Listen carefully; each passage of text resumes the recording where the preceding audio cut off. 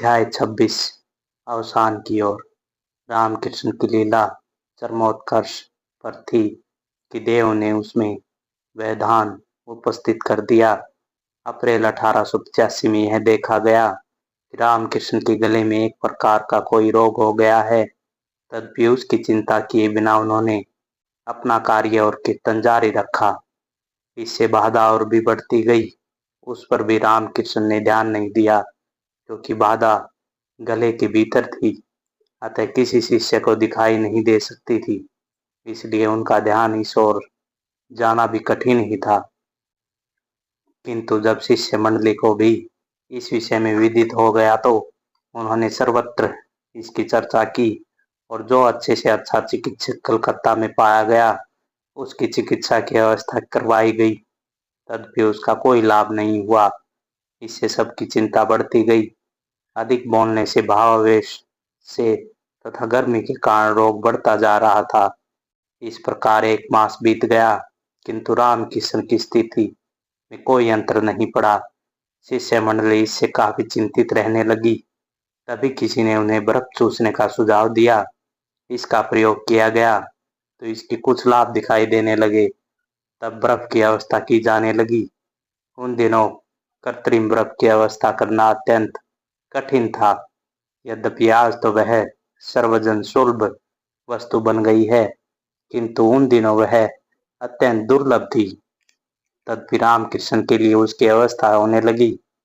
थोड़े दिन बाद बर्फ के सेवन का भी प्रभाव जाता रहा, रोग बढ़ता गया।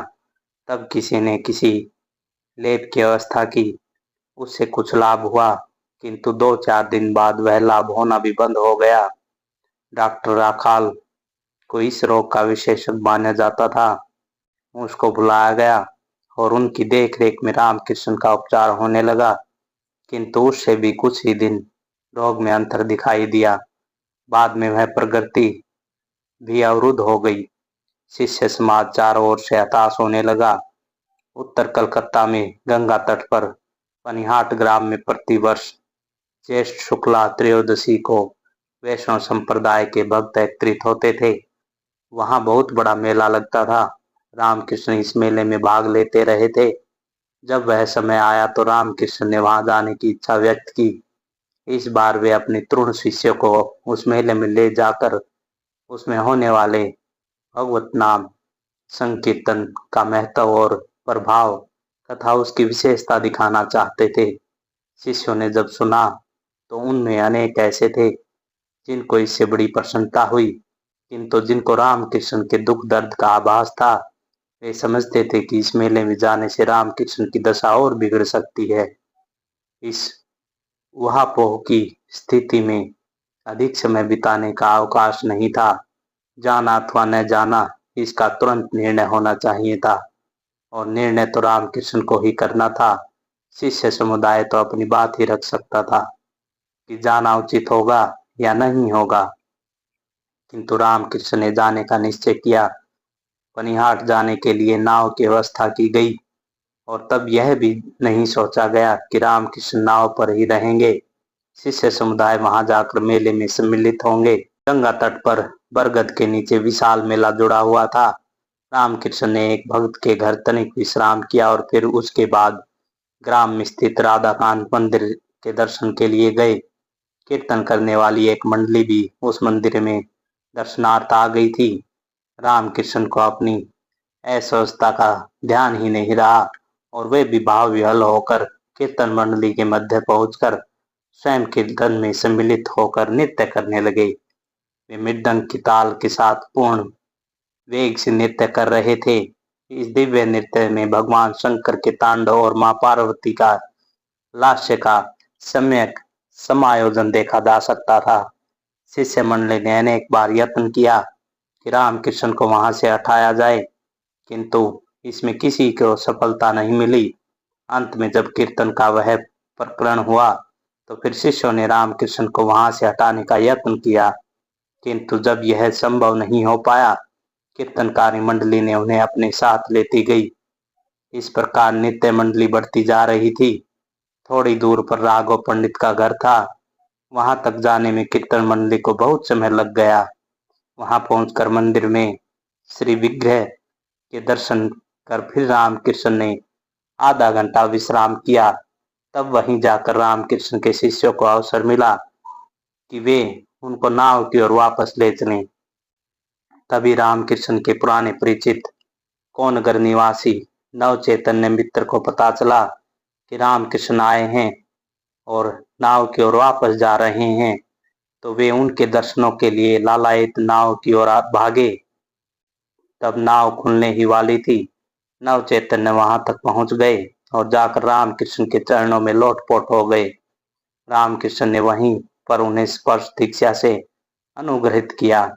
आज गुरु कृपा पाकर वे धन्य हो गए। नवचैतन्य ने गृहस्थी का सारा भार अपने पुत्रों पर सौंपा और गांव के बाहर गंगा तीर पर एक कुटिया में रहकर साधना करने लगे।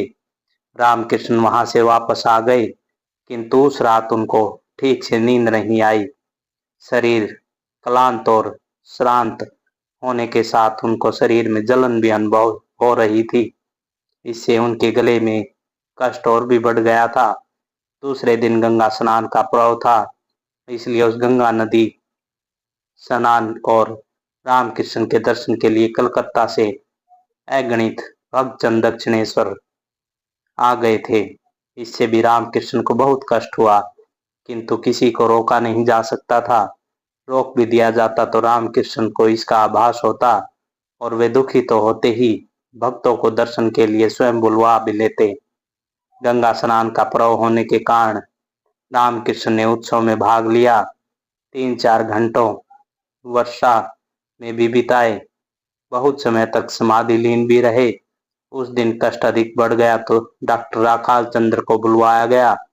डॉक्टर ने निरीक्षण परीक्षण कर रहा। यह सब निरंतर वर्षा में भीगते रहने और बार बार समाधि लीन होने तथा निरंतर कीर्तन करने का दुष्परिणाम है। इससे बचना बचाना होगा, अन्यथा इसका भयंकर परिणाम हो सकता है। डॉक्टर राखाल चंद्र के सावधानी बरतने के सुझाव पर कार्य करने की योजना बनाई जाने लगी। अब यह तो निश्चय मान लिया गया कि दक्षिणेश्वर में रहते हुए न तो रामकृष्ण को आराम मिल सकता और न ही ठीक प्रकार से चिकित्सा हो सकती थी।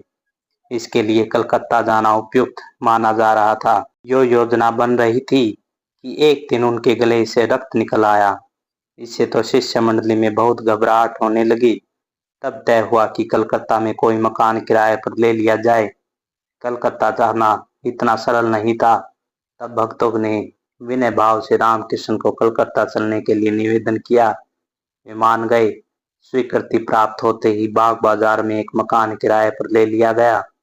मकान मिलने पर उनको कलकत्ता ले जाया गया और उनकी चिकित्सा आरंभ हुई, किंतु रामकृष्ण को वह मकान भाया नहीं। वह बड़ा ही संकुचित स्थान था। रामकृष्ण खुले में रहने के अभ्यस्त थे। उनके पुराने भक्त बलराम बसु को जब विदित हुआ तो वे उनको अपने रमाकांत बसु स्ट्रीट स्थित अपने मकान में ले गए। उन्होंने कहा कि जब तक उनको उनके मनपसंद का मकान नहीं मिलता तब तक वे निसंकोच उस मकान में अपना निवास बनाए रखें। उनकी चिकित्सा के लिए भांति भांति के यत्न किए जाने लगे। कलकत्ता के प्रसिद्ध वैद्यों को बुलाया गया। वैद्यों ने निदान करके रोग का नाम रोहिणी निर्धारित किया और उसके असाध्य रोग बताया। आज के चिकित्सकों का कहना है कैंसर का आयुर्वेदिक नाम रोहिणी है। डॉक्टर की चिकित्सा चल रही थी, उससे लाभ नहीं हुआ। वैद्यों को बुलाया गया तो उन्होंने इस रोग को असाध्य घोषित कर दिया। तब सोचा गया कि एक बार होम्योपैथिक चिकित्सा करवाई जाए तो अच्छा रहेगा। चिकित्सा चलती रही। भक्तों की भीड़ भी उनके दर्शन के लिए वहां पर जुटती रही। चिकित्सा किसी भी पद्धति की हो, सबने रामकृष्ण को बोलने के लिए मना कर दिया था, किंतु रामकृष्ण इस नियम पर दृढ़ नहीं रह सकते थे। 1 सप्ताह तक रामकृष्ण बलराम बसु के मकान में रहे। तब तक कलकत्ता के साम्यपुकुर स्ट्रीट पर एक अच्छा सा मकान मिल गया। अच्छा मकान मिलते ही दक्षिणेश्वर से मां शारदा मणि भी वहां आ गई और मकान के एक कोने में अपना निवास बना लिया, जिससे ही वे पति के समीप रहकर उनकी निरंतर सेवा कर सके। इस प्रकार रात्रि के समय नरेंद्र नाथ सेवा में रहते और दिन के समय मां शारदा मणि तथा अन्य अन्य शिष्य यह कार्य करते थे। अब सारी चिकित्साएं बंद कर दी गई और डॉक्टर महेंद्र लाल सरकार की चिकित्सा चल रही थी। सरकार बड़े श्रद्धा भाव से उनकी देखरेख करने लगे थे। आरंभ में तो वे डॉक्टर के रूप में ही आए थे, किंतु सने सने वे उनके प्रशंसक और श्रद्धालु बनते गए। तदपि रामकृष्ण ने धर्म चर्चा के क्रम में किसी प्रकार का व्यवधान नहीं आगे दिया। कुछ दिनों बाद ही दिवाली पर्व आ गया। भक्तों एवं शिष्यों ने सोचा कि यदि श्यामपुकुर स्ट्रीट वाले मकान में दीपावली पूजा का आयोजन किया गया तो यह रामकृष्ण के लिए कष्टकार सिद्ध होगा, क्योंकि पूजा के अवसर पर उनको भाव समाधि होगी ही। इससे रोग और अधिक बढ़ जाएगा। वैसे भी रोग को निरोध में प्रगति रुक गई थी, किंतु रामकृष्ण असावधान नहीं थे। दीपावली से ठीक एक दिन पूर्व रामकृष्ण ने अपने शिष्यों से स्वयं कहा, कल काली पूजा की सारी सामग्री एकत्रित करके रखना। कल दीपावली है, काली पूजा में व्यवधान नहीं होना चाहिए। भक्तों ने तदनुसार पूजा सामग्री एकत्रित करके संजो दी गई थी। दीपावली का दिन आया, दिन ढलता गया, संध्या निकटता आती गई, किंतु रामकृष्ण ने भक्तों को यह नहीं बताया कि किस प्रकार की पूजा का आयोजन किया जाएगा। उस दिन भी रामकृष्ण प्रतिदिन की भांति अपने बिछौने पर बैठे ही रहे। तब भक्तों ने उनके कमरे को धो पोंछ कर साफ किया और एक कोने पर काली पूजा की सारी सामग्री लाकर एकत्रित कर दी। अंधकार होने पर दीप जला दिया, धूप प्रज्वलित कर दी। तब भी रामकृष्ण ने पूजा करने की कोई बात नहीं की। गुरु को मौन देख उनके एक भक्त और शिष्य गिरीश चंद्र ने सुझाव दिया कि आज काली मां की अपेक्षा क्यों न गुरु की ही पूजा की जाए। गिरीश ने किसी की प्रतीक्षा नहीं की। उसने पूजा सामग्री उठाई और जय मां कहते हुए गुरु की पूजा करनी आरंभ की।